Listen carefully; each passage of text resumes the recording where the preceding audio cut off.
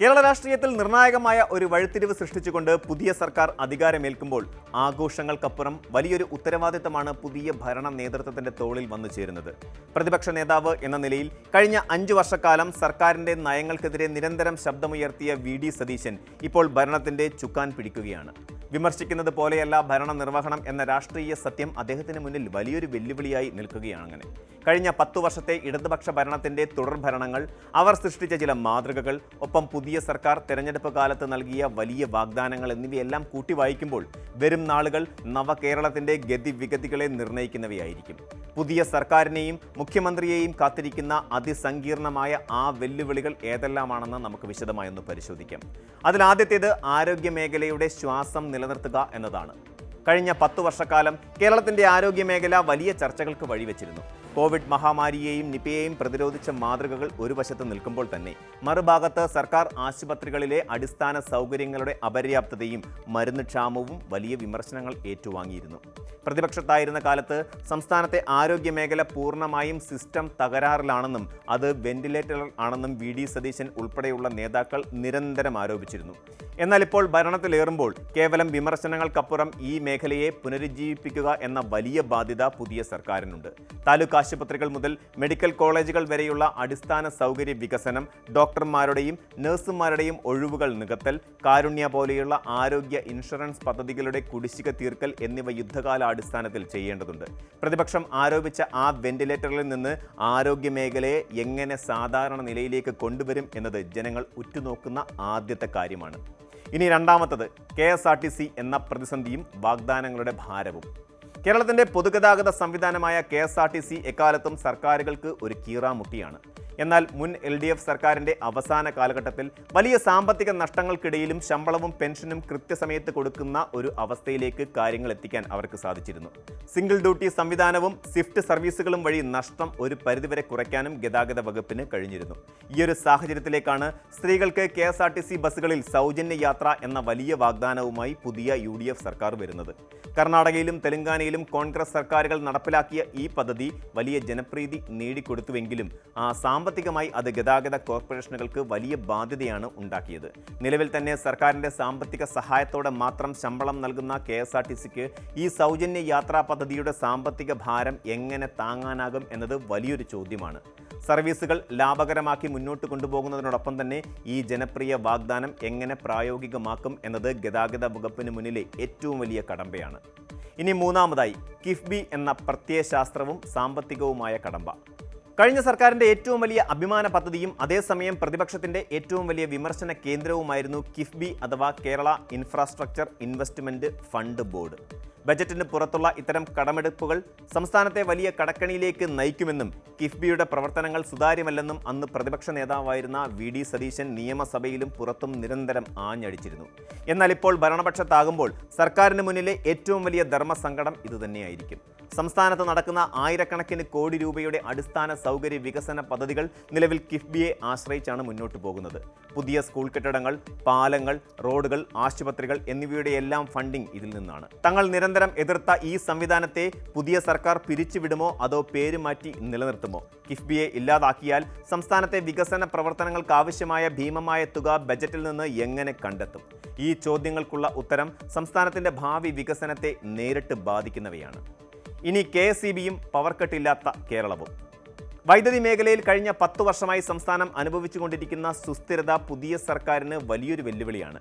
ഒരു ദശാബ്ദക്കാലമായി കേരളത്തിൽ power കട്ടുകളോ load ഷെഡിങ്ങോ ഉണ്ടായിരുന്നില്ല എന്നത് നിസ്സാരമായ ഒരു കാര്യമല്ല. ഇടനാട് മുതൽ മലയോരം വരെ നീളുന്ന ട്രാൻസ്ഗ്രിഡ് പവർ ഹൈവേ പദ്ധതികൾ പൂർത്തിയാക്കിയതും പുറത്തുനിന്നുള്ള വൈദ്യുതി പ്രസരണം സുഗമമാക്കിയതും മുൻ സർക്കാരിൻ്റെ നേട്ടങ്ങളാണ്. എന്നാൽ മാറുന്ന കാലാവസ്ഥ, മഴക്കുറവ് മൂലം അണക്കെട്ടുകളിൽ വെള്ളം കുറയുന്ന അവസ്ഥ, വർദ്ധിച്ചു വരുന്ന വൈദ്യുതി ഉപഭോഗം എന്നിവ KSEBയെ വലിയ പ്രതിസന്ധിയിലാക്കുന്നുണ്ട്. പുറത്തുനിന്ന് കൂടിയ വിലയ്ക്ക് വൈദ്യുതി വാങ്ങേണ്ടി വരുന്ന സാഹചര്യത്തിൽ അത് ഉപഭോക്താക്കളുടെ മേൽ അടിച്ചേൽപ്പിക്കാതെ എങ്ങനെ മുന്നോട്ട് കൊണ്ടുപോകും എന്നത് പുതിയ ഊർജ്ജ വകുപ്പ് മന്ത്രിയുടെ തലവേദനയാകും.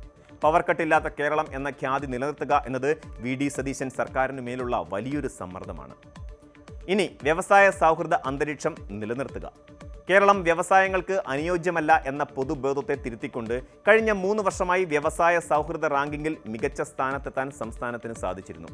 ലക്ഷക്കണക്കിന് പുതിയ സൂക്ഷ്മ ചെറുകിട ഇടത്തരം സംരംഭങ്ങൾ ആരംഭിച്ചതും വ്യവസായ വകുപ്പിന്റെ ഇടപെടലിലൂടെ ലൈസൻസുകൾ എളുപ്പമാക്കിയതും നിക്ഷേപകർക്ക് വലിയ ആത്മവിശ്വാസം നൽകിയിരുന്നു.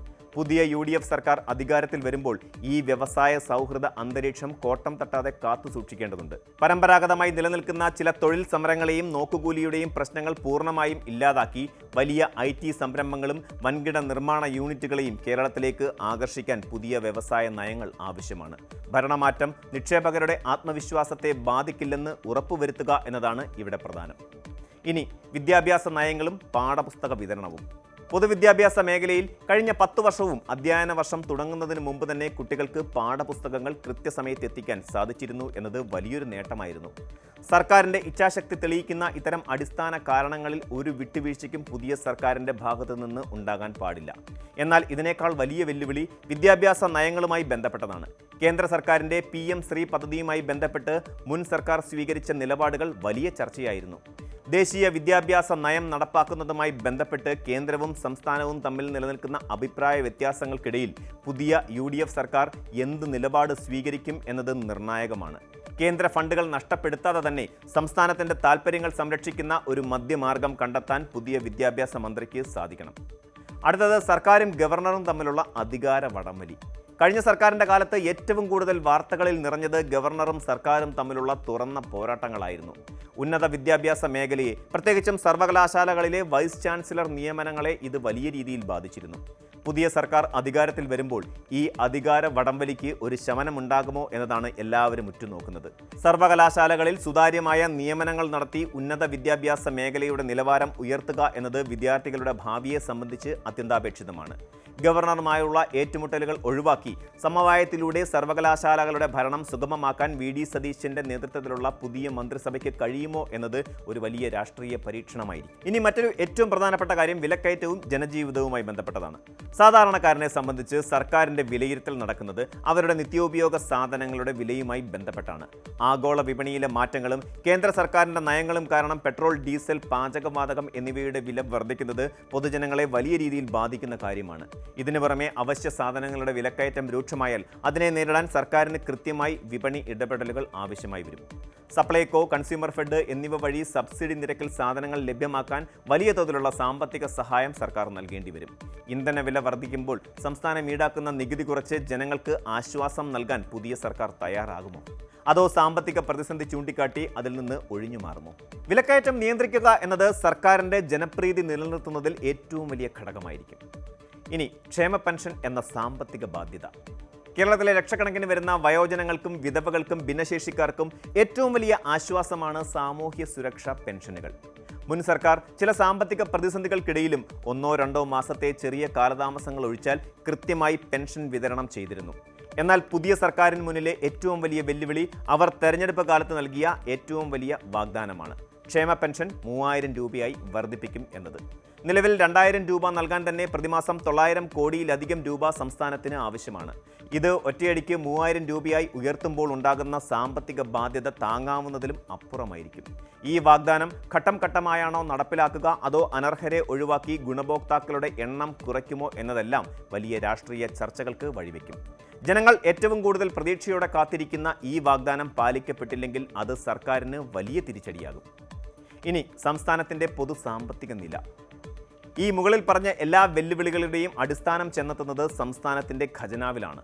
പുതിയ ധനകാര്യ മന്ത്രിയെ കാത്തിരിക്കുന്നത് മുള്ളുകൾ നിറഞ്ഞ ഒരു കിരീടമാണ്. VD സതീശൻ തന്നെയാണ് സംസ്ഥാനത്തിൻ്റെ ധനമന്ത്രിയും. സംസ്ഥാനത്തിൻ്റെ പൊതുകടം അപകടകരമായ നിലയിലാണെന്ന വിമർശനം പ്രതിപക്ഷത്തായിരുന്നപ്പോൾ UDF നിരന്തരം ഉന്നയിച്ചിരുന്നു. കേന്ദ്ര സർക്കാരിൽ നിന്നുള്ള സാമ്പത്തിക വിഹിതം കുറയുന്നതും കടമെടുപ്പ് പരിധി വെട്ടിച്ചുരുക്കിയതും GST നഷ്ടപരിഹാരം അവസാനിപ്പിച്ചതുമെല്ലാം സംസ്ഥാനത്തിൻ്റെ സാമ്പത്തിക നിലയെ ശ്വാസം മുട്ടിക്കുന്നുണ്ട്. ഈ പരിമിതികൾക്കുള്ളിൽ നിന്ന് വേണം പുതിയ വാഗ്ദാനങ്ങൾ നടപ്പിലാക്കാനും ക്ഷേമ പദ്ധതികൾ മുടങ്ങാതിരിക്കാനും. വികസന പ്രവർത്തനങ്ങൾ മുന്നോട്ട് കൊണ്ടുപോകാനും ധനധൂർത്തുകൾ ഒഴിവാക്കിയും നികുതി പിരിവ് കാര്യക്ഷമമാക്കിയും സാമ്പത്തിക അച്ചടക്കം കൊണ്ടുവരാൻ സർക്കാരിന് സാധിക്കേണ്ടതുണ്ട്. ഇതിനെല്ലാം പുറമെ തികച്ചും സവിശേഷമായ മറ്റൊരു രാഷ്ട്രീയ വെല്ലുവിളിയാണ് നിയമസഭയ്ക്കകത്തും പുറത്തും VD സതീശന്റെ നേതൃത്വത്തിലുള്ള പുതിയ UDF സർക്കാരിനെ കാത്തിരിക്കുന്നത്. മുൻകാലങ്ങളിൽ നിന്ന് വ്യത്യസ്തമായി ഇക്കുറി ശക്തമായ ഇരട്ട പ്രതിപക്ഷത്തെ വേണം ഭരണമുന്നണിക്ക് നേരിടാൻ. ഒരു വശത്ത് മുൻ മുഖ്യമന്ത്രി പിണറായി വിജയനും മുൻ ധനകാര്യമന്ത്രി KN ബാലഗോപാലും ഉൾപ്പെടുന്ന 35ഓളം ലക്ഷത്തോളം അംഗങ്ങളുള്ള അതിശക്തമായ ഇടതുപക്ഷ നിരയുണ്ട്.